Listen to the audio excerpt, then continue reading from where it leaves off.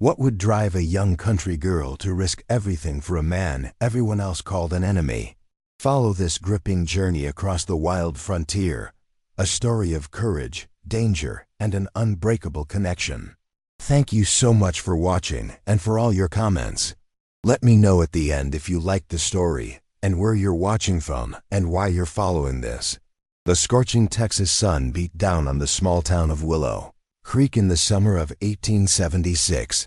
Hannah Miller wiped the sweat from her brow as she walked through the dusty main street.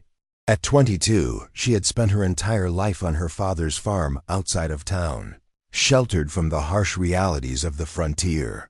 Her blue calico dress, patched in several places, fluttered slightly in the hot breeze as she made her way to the general store. "Hannah, darling. So good to see you, Mrs. Thompson called from behind the counter, her weathered face creasing into a smile. "How's your father doing?" "Better, thank you," Hannah replied, placing her basket on the worn wooden counter. "The fever's finally broken. I'm hoping he'll be back on his feet in a week or so." As Hannah exchanged pleasantries with Mrs. Thompson, a commotion outside drew their attention. The thundering sound of horses' hooves filled the air as a group of men rode into town. "Bounty hunters, Mrs. Thompson whispered, her voice dropping. "Been seeing more of them lately." Hannah peered through the dust-streaked window. 5 men on horseback surrounded something or someone. As the dust settled, she could make out a figure stumbling between the horses, hands bound with rope. "They've captured a Comanche," Mrs. Thompson said, clucking her tongue. "Poor souls probably headed for the Fort Worth prison, or worse." Hannah couldn't tear her eyes away from the scene. The captive man walked with his head held high despite his bindings. His long black hair fell across broad shoulders, and even from a distance, she could see the fierce determination in his posture. "Best stay inside, dear," Mrs. Thompson warned. "Those men are dangerous. They'll be gone by sundown." But something about the captive called to Hannah. As Mrs. Thompson turned to fetch supplies, Hannah slipped out the side door of the store. She moved quietly through the alley, emerging near the saloon where the bounty hunters had stopped to water their horses. The Comanche warrior was tied to a hitching post like an animal. Up close, Hannah could see the bruises on his face and the dried blood on his buckskin clothing. His dark eyes met hers briefly, and something passed between them, not fear or hatred, but a dignified resignation that pierced her heart. "What are you looking at, girl?" One of the bounty hunters snarled, noticing her stare. He was a burly man with a scraggly beard and cold eyes. "Nothing, sir," Hannah replied, lowering her gaze. "Just passing by." "Well, pass on then," another man laughed. "Unless you want to buy yourself an Indian, going rate's $50 for this one." The men howled with laughter as Hannah hurried away, but she couldn't forget those eyes. Back at the general store, she completed her purchases in a daze, her mind working through what she'd witnessed. "You look troubled, child," Mrs. Thompson said as she wrapped Hannah's supplies. "Those men, they're selling him? Like property?" Hannah asked. Mrs. Thompson sighed. "It's not right, but it happens. They'll claim they're bringing him in for a reward, but everyone knows they sell prisoners to whoever pays. Sometimes to work mines or ranches, sometimes for worse reasons." That night, Hannah barely slept. The Comanche's eyes haunted her dreams. By dawn, she had made a decision that would change her life forever. Her father's old revolver was heavy in her apron pocket as she slipped out of the farmhouse and headed toward town on their aging mare. The bounty hunters had camped at the edge of town. In the gray light of dawn, Hannah saw their shapes huddled around a dying fire. The Comanche was tied to a tree, his head bowed in sleep or unconsciousness. Hannah approached quietly, her heart pounding so loudly she feared it would wake the men. She reached the tree and touched the warrior's arm gently. His eyes snapped open, alert and suspicious. "I'm going to help you," she whispered, pulling out a small knife from her pocket. "Please don't make a sound." The Comanche watched her warily as she cut his bindings. When his hands were free, he rubbed his wrists and gave her a slight nod.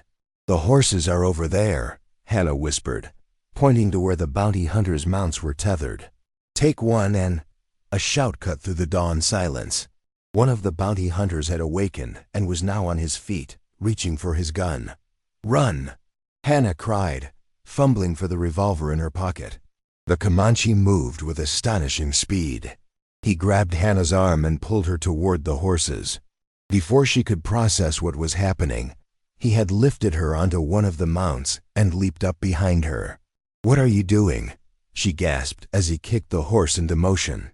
"Saving you," he replied in perfect English, his voice deep and accented. "They will kill you now." Behind them, gunshots rang out as they galloped away from the camp, headed west toward the vast, open plains and Comanche territory. The thundering hoofbeats matched Hannah's racing heart as they fled across the open prairie.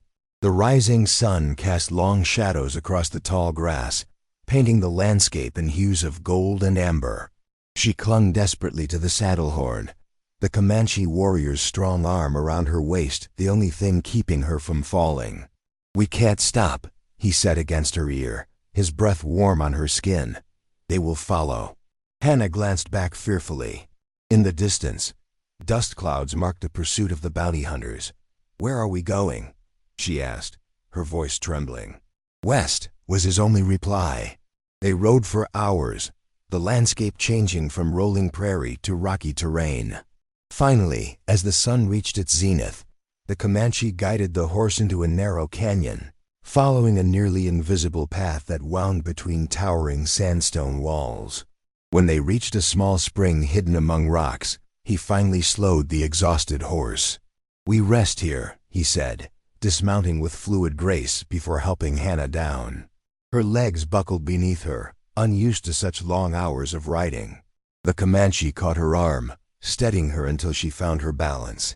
"Thank you," she murmured, then looked up into his face for the first time in full daylight. His features were striking high cheekbones, a strong jaw, and eyes so dark they appeared black. A thin scar ran from his temple to his jaw, and his long hair was tied back with a leather strip.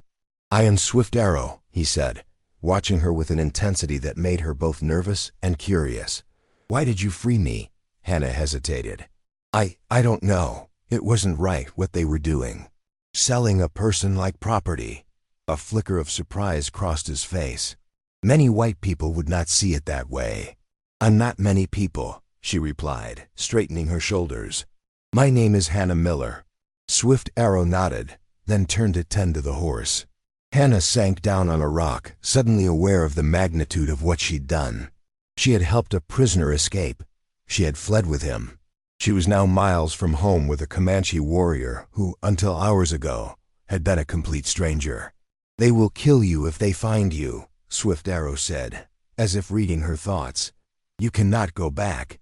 "My father," Hannah whispered, the reality crashing down on her. "He's been ill. He won't know what happened to me." Swift Arrow's expression softened slightly. "I am sorry, but you made your choice when you cut my ropes. I couldn't leave you there," she said, tears welling in her eyes. "But I never thought that there would be consequences." His voice wasn't unkind, but there was a hardness to it that made Hannah flinch. "No, I knew there would be," she admitted. "I just didn't think about what they would be." Swift Arrow knelt by the spring, drinking deeply before splashing water on his face. When he turned back to Hannah, some of the tension had left his shoulders. "Why were you captured?" Hannah asked. "I was scouting," he replied. "My people have been pushed farther west, into harsher lands. I was looking for better hunting grounds when the bounty hunters found me. And now? Where will you go?" "Back to my people." He paused, studying her. "And you will come with me." Hannah's eyes widened. "With you? To a Comanche camp?" "But I can't. You have no choice," Swift Arrow said firmly. "The bounty hunters will search for you in every white settlement, and my debt to you must be repaid. Among my people, when someone saves your life, you are responsible for theirs." Hannah fell silent, the reality of her situation settling over her like a heavy blanket. She had acted on impulse, following her conscience, but had never imagined the path it would lead her down. As if sensing her distress, Swift Arrow approached and sat beside her on the rock. My people are not what your kind believes, he said quietly. We fight because we must, to protect what is ours, but we value honor, courage, and loyalty above all. I've heard stories, Hannah admitted, terrible stories. And I have seen terrible things done by white settlers, he countered. But you did not judge me by those actions. Do not judge my people before you know them. They rested for an hour, sharing the meager supplies. Hannah had brought some bread, dried beef, and a small canteen of water. Swift Arrow explained that they would travel by night when possible, to avoid detection. The bounty hunters will not give up easily, he warned. The one with the scar on his neck, his name is Ryder. He is known among my people as a man who never loses his prey. Hannah shuddered, remembering the cold eyes of the bounty hunter. How far is it to your people? 3 days' ride, Swift Arrow replied. If we are not caught. As they prepared to continue their journey, Hannah noticed Swift Arrow examining something, her father's revolver, which she had dropped during their escape. You brought this to free me? He asked, turning the weapon in his hands. Hannah nodded. I thought I might need it. My father taught me to shoot when I was young. A ghost of a smile touched Swift Arrow's lips. You are brave, Hannah Miller. Foolish, perhaps, but brave. He handed the revolver back to her. Keep it close. You may need it before our journey ends. They mounted the horse again, Swift Arrow behind Hannah this time. As they emerged from the canyon into the late afternoon sun, Hannah felt a curious mixture of fear and anticipation. Her old life was behind her now, perhaps forever. Ahead lay the unknown, a Comanche camp, a different world from anything she had known. Hold tight, Swift Arrow said as he urged the horse forward. The path ahead is not easy. Hannah nodded, squaring her shoulders. She had made her choice, and now she would face whatever came with all the courage she could muster. As they rode west, the setting sun painted the sky in fiery hues, as if marking the beginning of her new life with flames. The second day of their journey dawned clear and hot. Hannah awoke in the small cave where they had taken shelter for a few hours of rest, her body aching from the previous day's ride. Swift Arrow was already awake, crouched at the entrance, scanning the horizon with vigilant eyes. Did you sleep at all? Hannah asked, pushing herself up and wincing at her stiff muscles. I need less sleep than you, he replied without turning. The bounty hunters crossed our trail yesterday evening. They are following, but we have some distance between us. Hannah's stomach tightened with fear. How can you be sure? Swift Arrow finally looked at her, his expression unreadable. I know these lands. I know how to read the signs. He gestured for her to come closer.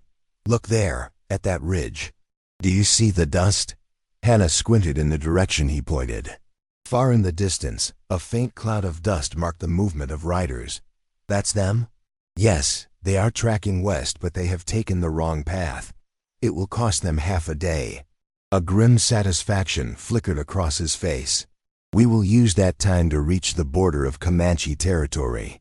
They ate a sparse breakfast of berries Swift Arrow had gathered and the last of Hannah's bread. As they prepared to leave, he surprised her by presenting a handful of yucca roots. Chew these, he instructed. They will help with thirst. The bitter taste made Hannah grimace, but she followed his directions. How did you learn to speak English so well? She asked as they mounted the horse. A shadow passed over Swift Arrow's face. I was taken by soldiers when I was a boy. Kept at a mission school for 3 winters before I escaped. Hannah hesitated, then asked softly, was it terrible there? They tried to kill the Comanche in me, he said, his voice flat. Cut my hair, beat me when I spoke my language, told me my people were savages. His hands tightened on the reins. But they could not break me. I remembered who I was. Hannah fell silent, ashamed of what had been done in the name of civilization. After a moment, she said, I'm sorry. Swift Arrow glanced at her, surprise evident in his eyes. You have nothing to apologize for. Maybe not personally, she replied. But sometimes I think we should apologize for the wrongs done by our people, even if we didn't do them ourselves. He studied her thoughtfully. You are unusual for a white woman.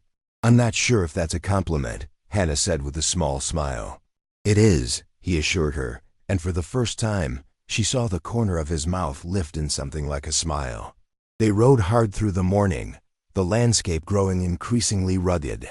By midday, they had entered a region of steep canyons and mesa formations, the red rock glowing in the sunlight. "This is the beginning of Comanche territory," Swift Arrow explained as they paused to rest the horse. "My people have hunting camps throughout these canyons. We should find one by nightfall." Hannah gazed at the vast wild landscape, so different from the gentle farmland she had known all her life. "It's beautiful," she said honestly. "Harsh, but beautiful." Swift Arrow nodded, a hint of pride in his bearing. "This is the land of my ancestors. We have roamed these plains for generations." As they continued their journey, Swift Arrow began to point out features of the land plants that could be eaten or used for medicine, signs of animal passages, the subtle markers that indicated Comanche trails. Hannah listened eagerly, absorbing this new knowledge. "You learn quickly," he observed after she correctly identified a plant he had shown her earlier. "My father always said I had a curious mind," she replied. "He taught me to read when I was young, even though many folks thought it wasn't proper for a girl." "Knowledge is strength," Swift Arrow said. "Among my people, women are valued for their wisdom as well as their strength."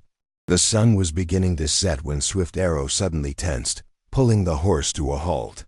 Hannah followed his gaze but saw nothing unusual in the rocky terrain ahead. "What is it?" she whispered. "We are being watched," he murmured, his hand moving to the knife at his belt. Hannah reached for the revolver tucked in her skirt pocket, her heart racing. Swift Arrow placed a restraining hand on her arm and shook his head. Suddenly, 3 mounted warriors appeared from behind a rock formation, their faces painted for war, their horses moving with silent precision. Swift Arrow raised his hand in greeting and called out in Comanche. The warriors approached cautiously, their dark eyes fixed on Hannah with suspicion. A rapid exchange followed in the Comanche language. Hannah couldn't understand the words, but she could feel the tension in the air. One of the warriors, a man with a scar across his chest, seemed particularly hostile, gesturing toward her several times. Finally, Swift Arrow turned to her. "These are scouts from my band. They will escort us to the camp. Are they ... angry about me being here?" Hannah asked nervously. "They are cautious," he replied diplomatically. "White people have brought much suffering to our tribe.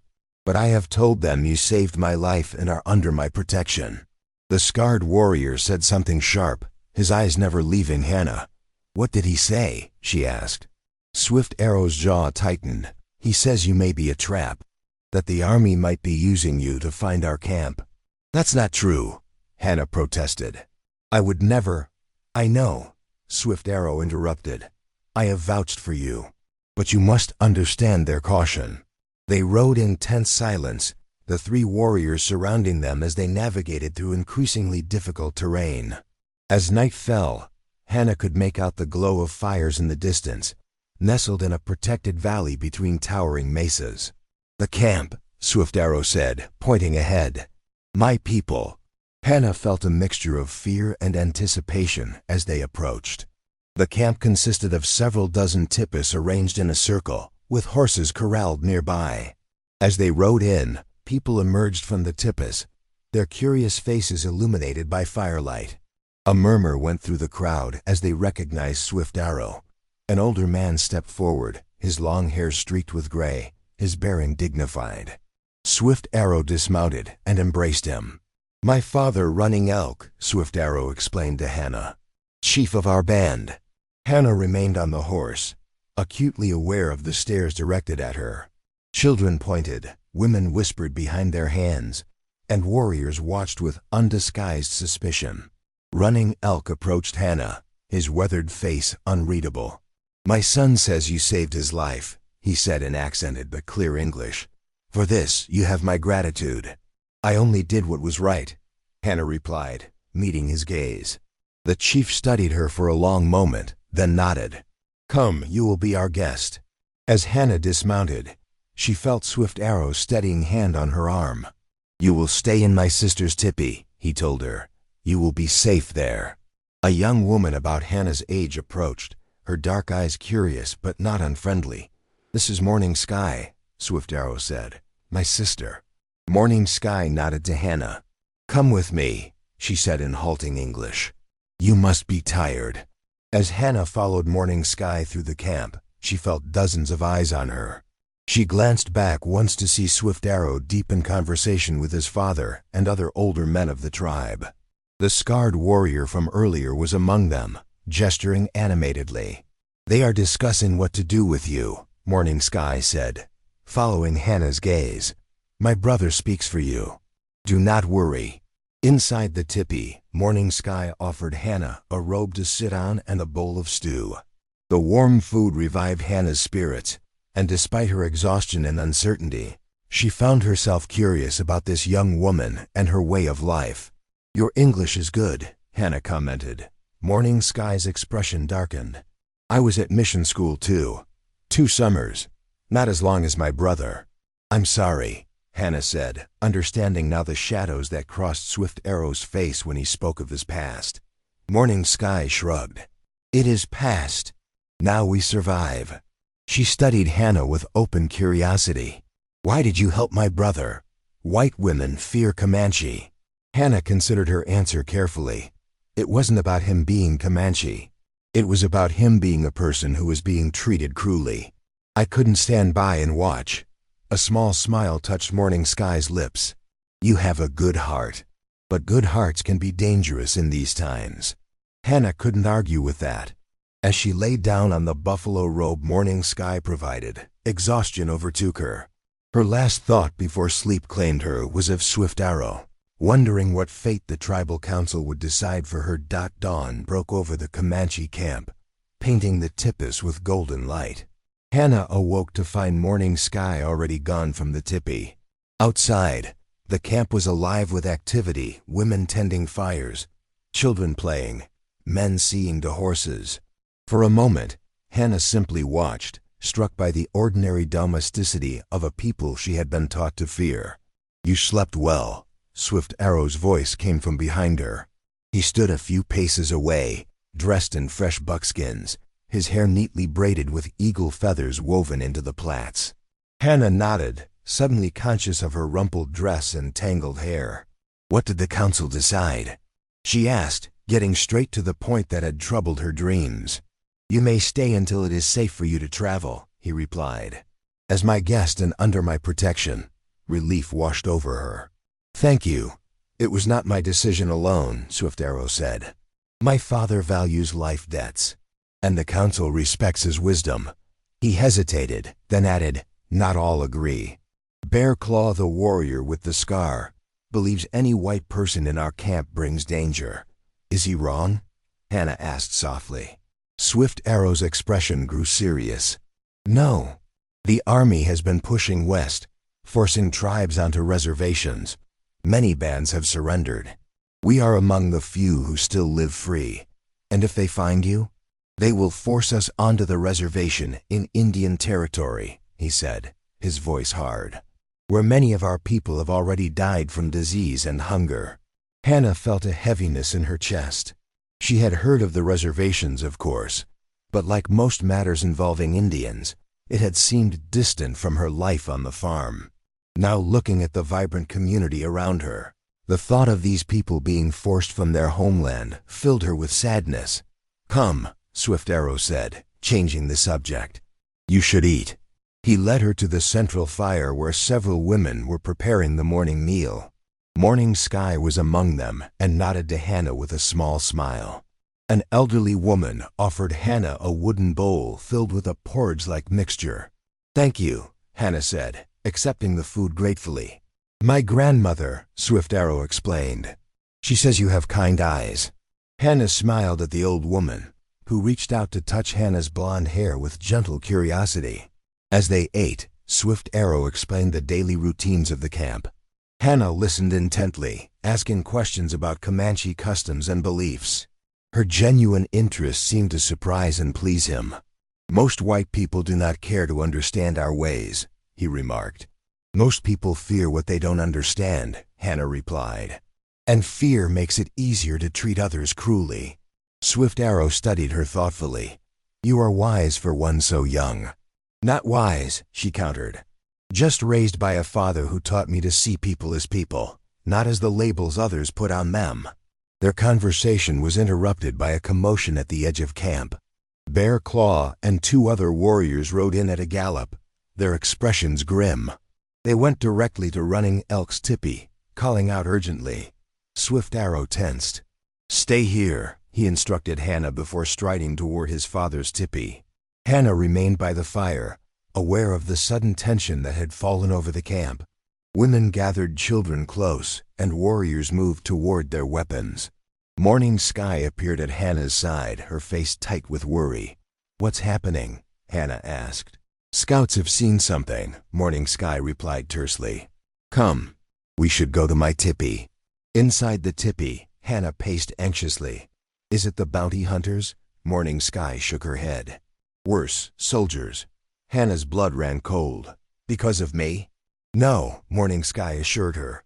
They hunt us always, but now. She didn't finish the sentence, but Hannah understood. Her presence complicated matters. After what seemed like hours but was likely only minutes, Swift Arrow entered the tipi. His face was grave. A company of soldiers is camped 10 miles east, he reported. 40 men with a scout who knows these canyons. They will find us by tomorrow. What will you do? Hannah asked. We move west, deeper into the canyons, he replied. The elders, children, and most women will leave within the hour. Warriors will stay behind to cover their tracks and lead the soldiers away. And me? Hannah asked, though she feared she knew the answer. Swift Arrow's eyes met hers. You must decide, Hannah Miller. You can go with our people, or I could help you, she finished for him. The soldiers might listen to a white woman. It is dangerous, he warned.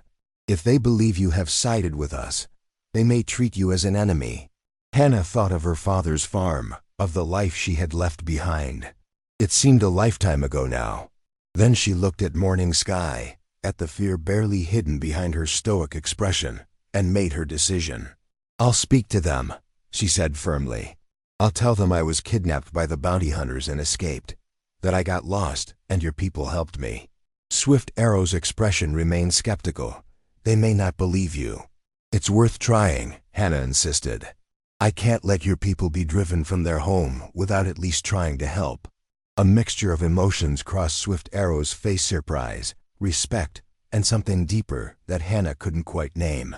He nodded slowly. Then we will make a plan. The next few hours passed in a flurry of activity.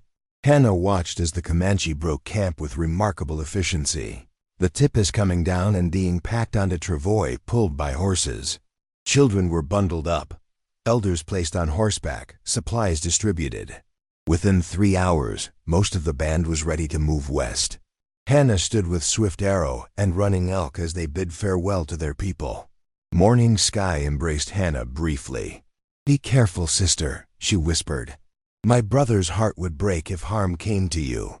Before Hannah could respond, Morning Sky had mounted her horse and joined the departing band. Hannah watched them go, a line of people and horses disappearing into the western canyons.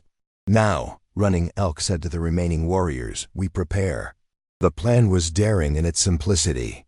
Hannah would approach the soldiers' camp alone, telling her story of escape and rescue.